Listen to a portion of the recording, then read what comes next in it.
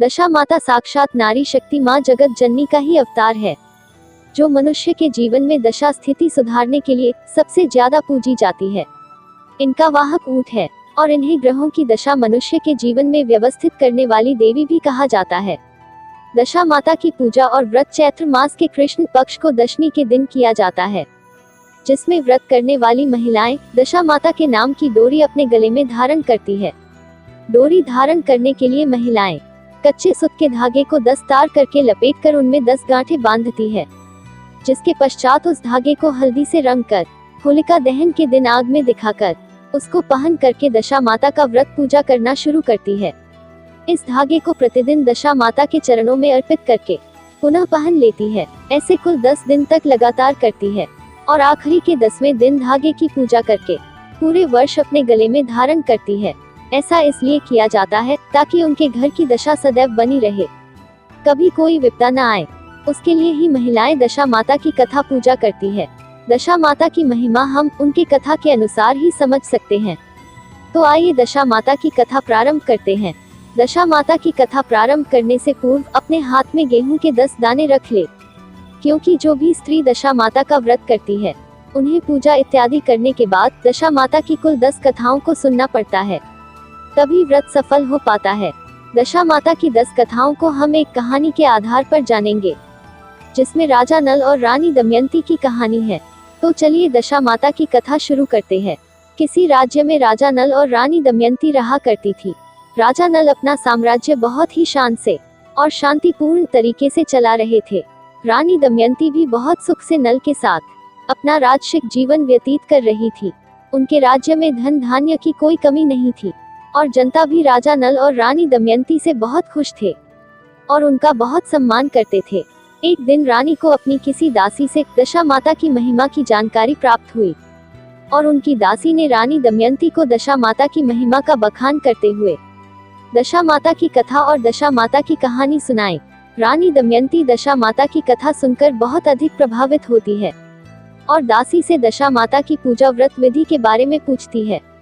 दासी ने रानी दमयंती को दशा माता की पूजा विधि और व्रत नियम आदि के बारे में पूरी जानकारी दी और उन्हें दशा माता की कथा भी सुनाई और कहा, पूजा के पश्चात आपको प्रतिदिन दशा माता की कहानी को सुनना है, तभी आपकी पूजा सफल होगी।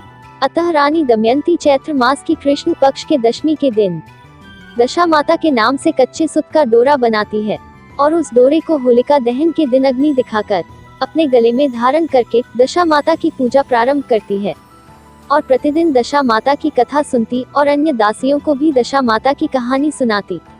चूंकि रानी दमयंती दशा माता की पूजा करती थी, तो उनके गले में कच्चे सूत की डोरी एक दिन राजा नल ने देख ली और उन्होंने महारानी दमयंती के गले से वह कच्चा सूत, जो दशा माता का बेला था, उसको तोड़ दिया, यह कहते हुए कि एक रानी के गले में मात्र हीरे जवाहरात के आभूषण और गहने ही शोभा देते हैं, कोई साधारण सूत का धागा नहीं।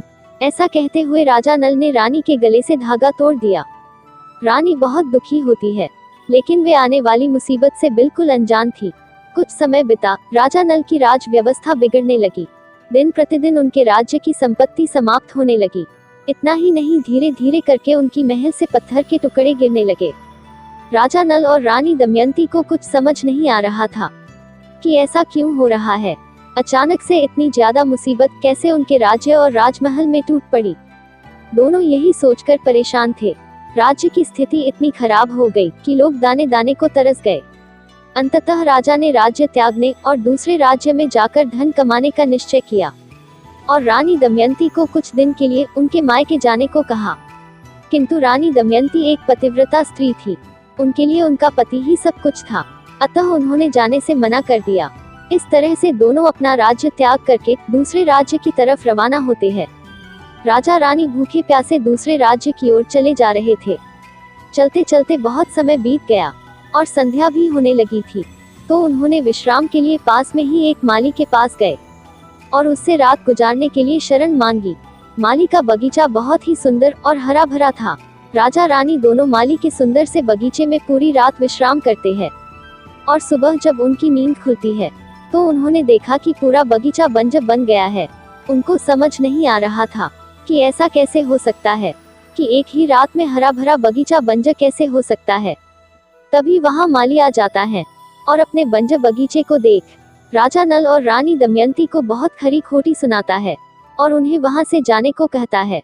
अब दोनों सुबह सुबह फिर से अपनी मंजिल की तरफ आगे बढ़ते हैं। आगे जाते जाते उन्हें एक तेलन दिखती है और कड़ी धूप भी थी, अतः उन्होंने तेलन से उसके यहाँ विश्राम करने के लिए शरण मांगी। तेलन उनको अपने यहाँ शरण देने के लिए सहमत हो जाती है और उन्हें शरण दे देती है। तेलन का पूरा घर तेल के डिब्बे से भरा हुआ था, लेकिन जब उसने देखा तो उसका पूरा तेल का डिब्बा खाली हो गया था। उसको समझते देर न लगी कि यह दोनों कोई अभागे हैं, अतः उन्हें कोसते हुए जाने को कहती है। वह बहुत गुस्सा थी क्योंकि राजा रानी को अपने यहाँ आश्रय देकर उसका बहुत नुकसान हुआ था। थोड़ी ही दूर जाकर वे एक वृक्ष के नीचे विश्राम करने लगते हैं। तभी राजा को याद आया कि उसकी बहन का घर पास में ही है, अतः राजा ने अपने यहाँ वृक्ष के नीचे होने की खबर अपनी बहन के घर तक पहुँचाई। राजा की बहन दोनों के लिए रोटी और प्याज के टुकड़े अपने एक सेवक के हाथों उन तक पहुँचाती है। राजा रानी रोटी देखकर उसे खाने के बजाय उसे वहीं जमीन में गाड़ देते हैं और आगे बढ़ते हैं। आगे राजा का मित्र मिलता है और वो उनकी यह दुर्दशा देख अपने घर ले जाता है और खूब आदर करता है। तभी उनके घर में एक मोर आता है और वो घर की खूंटी पर लटका हुआ एक स्वर्ण हार निगल लेता है, जिसके बारे में किसी को खबर नहीं होती है। तभी राजा के मित्र की पत्नी की नजर खूंटी पर पड़ती है। वहाँ हार न पाकर अपने पति से कहती है कि कैसे मित्र है तुम्हारे जिन्हें आपने शरण दी, उन्हीं के घर चोरी कर ली। इतना सुनते ही राजा का मित्र उसे चुप करते हुए कहता है कि उसका मित्र चोर नहीं है, आज उसकी दशा सही नहीं है, हो सकता है उसको उस हार की आवश्यकता हो, इसलिए उसने हार लिया होगा, जिसको वो बाद में हमें लौटा देगा। अपने मित्र और उसकी पत्नी की बात राजा नल और रानी दमयंती सुन लेती हैं और दोनों वहां से प्रस्थान करते हैं। रास्ते में चलते हुए रानी को स्मरण हुआ कि ये सब हो न हो दशा माता का व्रत भंग होने के कारण हो रहा है, और वो राजा से कहती है कि हमारी दशा खराब हो गई है, तभी हर कोई हमारा बैरी बन गया है। राजा भी अब तक सब समझ चुका था, लेकिन दोनों के पास पछताने के सिवाय कुछ नहीं था। कुछ दिन की यात्रा के बाद वे एक राज्य में पहुंचते हैं। वहां पर राजा रानी काम खोजकर अपना गुजारा करने लगते हैं। ऐसे ही पूरा साल बिता और चैत्र माह नजदीक आता है। रानी दमयंती दशा माता की कथा पूजा व्रत करने की बात राजा से करती है। राजा भी अपनी पत्नी की पूजा के लिए और अधिक मेहनत करना शुरू करता है। राजा जंगलों से लकड़ी काटता और उन्हें बाजार में बेचकर जो पैसा कमाता, उसी से दोनों का गुजारा होता था। चैत्र मास का कृष्ण पक्ष की दशमी नजदीक आ जाती है। राजा अब और लकड़ियां काटता है और उन्हें बेचकर धन कमाता है। उनसे वह दशा माता की पूजा की सामग्री घर लाकर अपनी रानी दमयंती को देता है।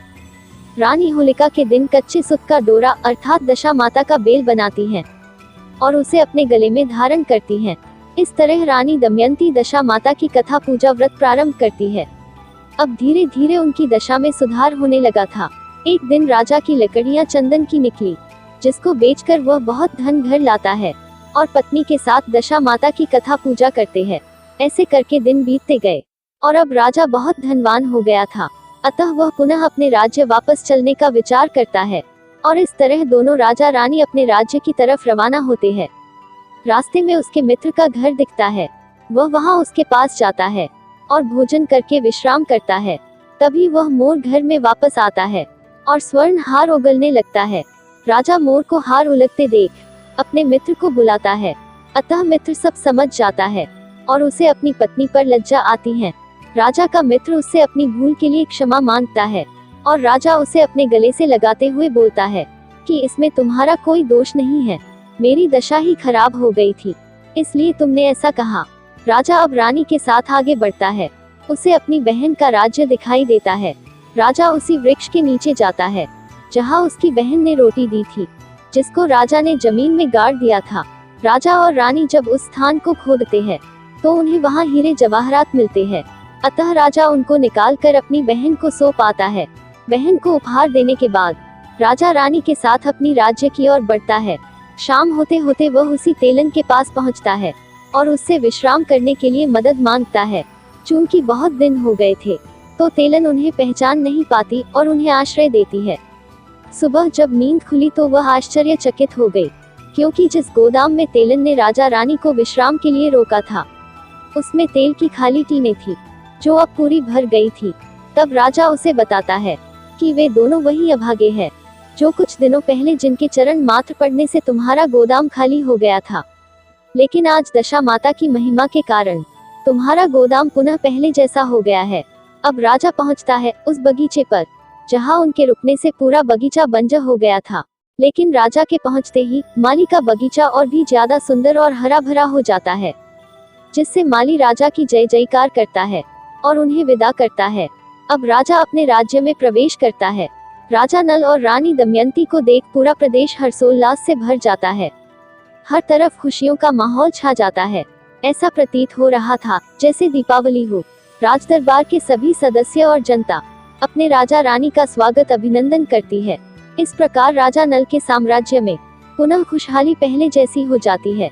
रानी दमयंती दशा माता की कथा व्रत करती रही और अपनी पूरी प्रजा को भी दशा माता की कथा और व्रत पूजा पाठ करने को कहती है। जैसा कि हमने अपनी इस कथा में राजा नल और रानी दमयंती की कहानी पढ़ी और दशा माता की कथा के अनुसार उनकी महिमा के बारे में जाना, यही इनके पूजे जाने के मुख्य कारण है।